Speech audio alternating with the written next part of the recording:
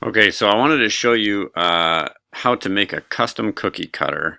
The program we're going to use is Fusion 360.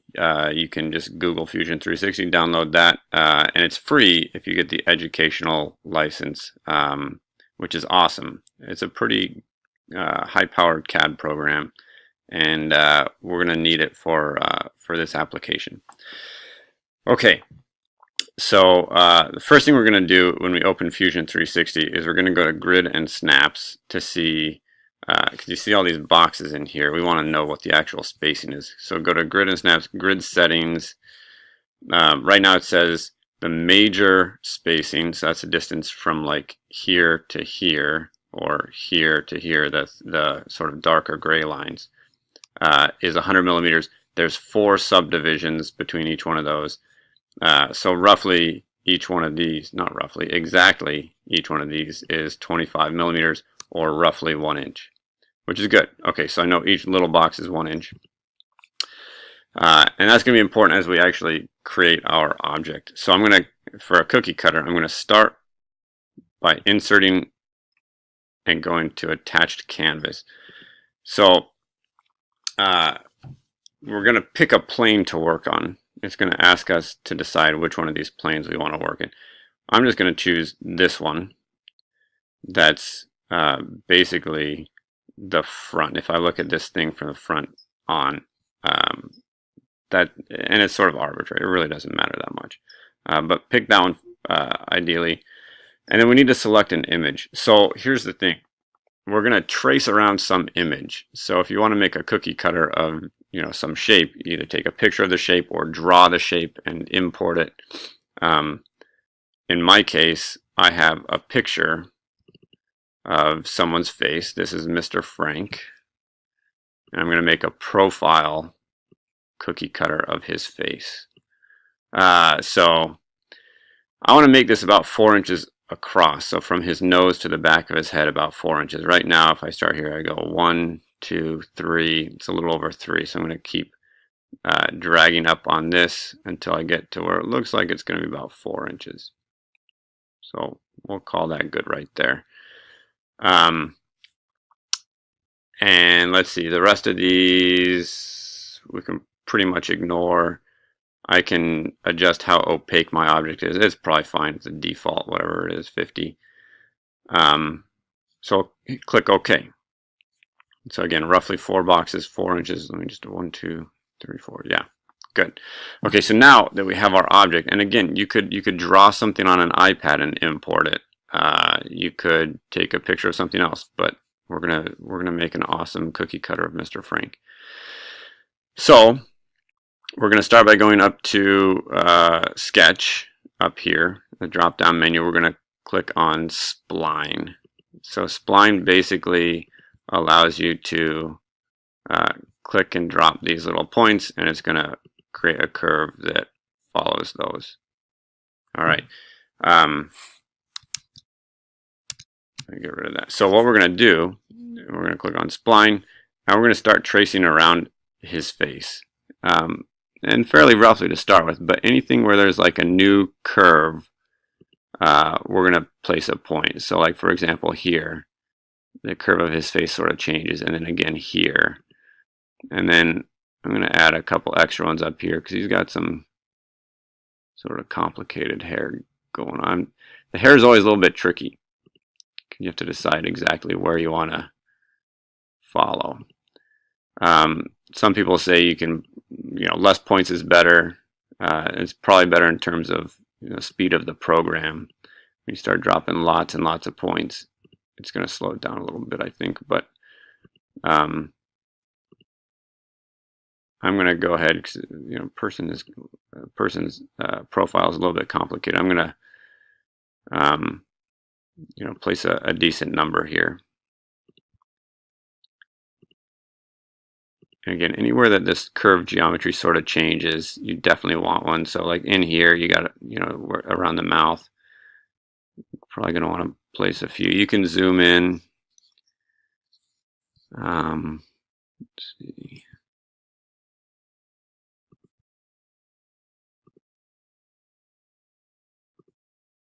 I'm placing quite a few in there.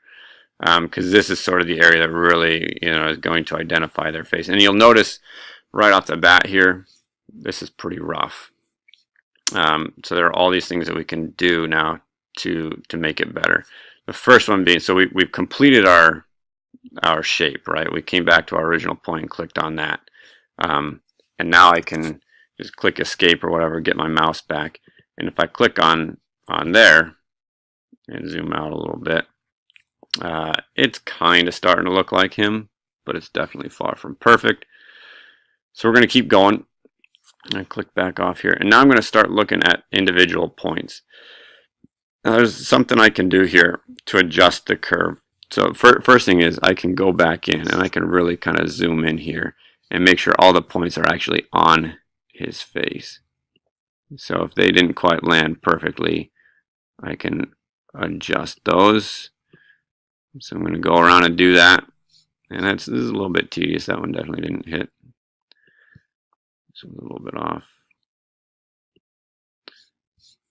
And down there. Okay.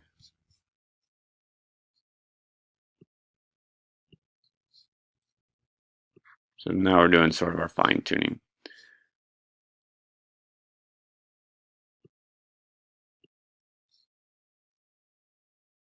Okay.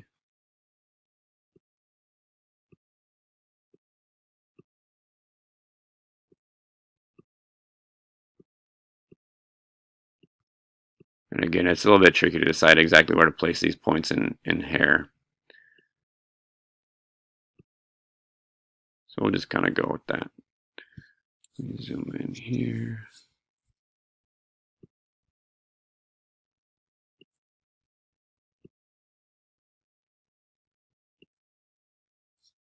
Okay, those look pretty good. So we're getting a little better, but it's still not perfect. So the way that we can change the curve now is if we click on a point, we can swing, you'll see this green line pop up, right? And now we can swing that line, and you see how that's adjusting the curve. So we want to just kind of swing it around until it starts to really fit his face. And it's a bit of an iterative process, because when I change this point, it's going to also change the curve down here. So I'm going to come down here and I'm going to try to change the curve, and that might, see, that's bumping the curve back up a little bit out there. So you can also change the radius of curvature. So if I click this and drag it closer to the point in question, it's going to make that radius sharper. So two things you can do. You can drag out, and you can also swing around. And it just takes a little bit of fiddling to get it about right.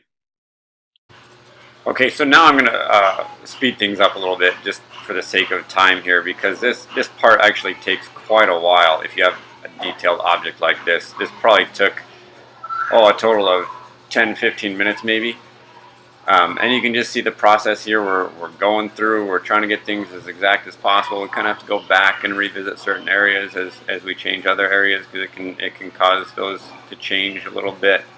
But with a little patience, we get there.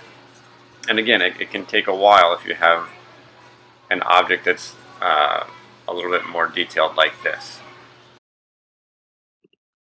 Okay, so that was the hard part. We got our splines our spline all set. That looks pretty well like Mr. Frank. Cool. So the next thing that we want to do is we're going to click in the middle of this, highlight it here, go up to create and pick extrude. So that's going to pop up this little box here in this window over here. And right in here we can just type, we're going to do 15 millimeters and click enter. And what that did, if I go down to the orbit button here, I can kind of pivot around, is that extruded that shape. It basically just made a solid 15 millimeters thick in the shape that we had of Mr. Frank's face. So there it is. Cool.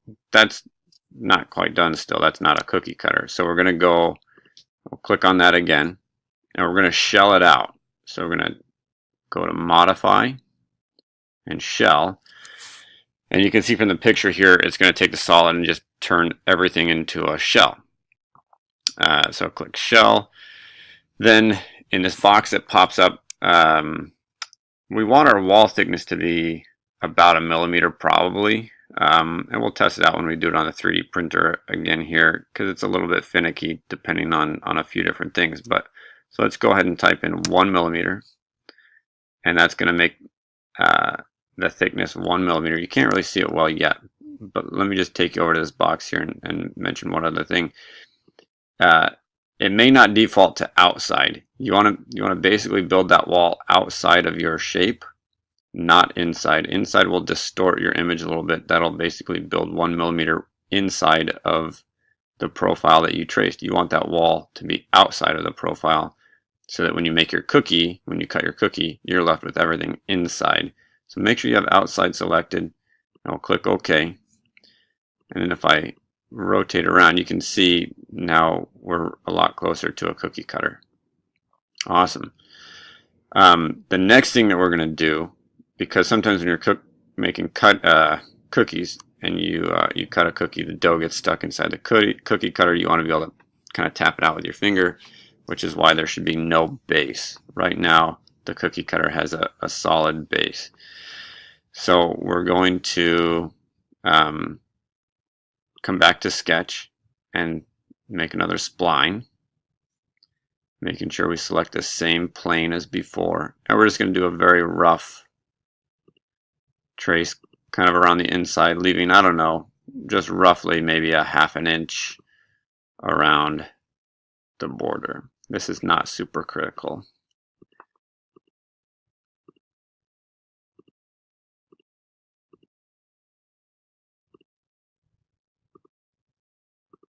And again, very rough. And complete our spline. So now that is going to be, we're going to create a hole. We're going to make a hole that punches out the rest of the base.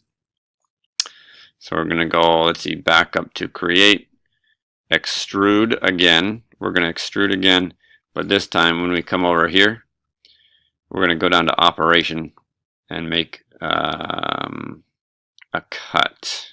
So click cut, and then I'm going to rotate around a little bit. We're going to just drag this arrow. Let me get back to, just click escape here. There we go. So I'm going to drag it backwards, and you see it's red. So it's going to cut through the base. And it doesn't matter how far I put it, as long as I get at least the distance it goes through the base. So really any thickness at all is fine, but it's really arbitrary. Okay, click OK. And boom, it just punched out a hole. All right, I'm going to click back on the front side. There you can see you got your cookie cutter. That looks really good. Okay, perfect. So now we're ready to 3D print it, almost. We have to export it out of this program. So we're going to just click and drag over the whole thing. I'm going to come up to this little drop down here, and we're going to say 3D print. Now this isn't actually going to 3D print it, but it's going to give us an option to save it. So we've got our selection.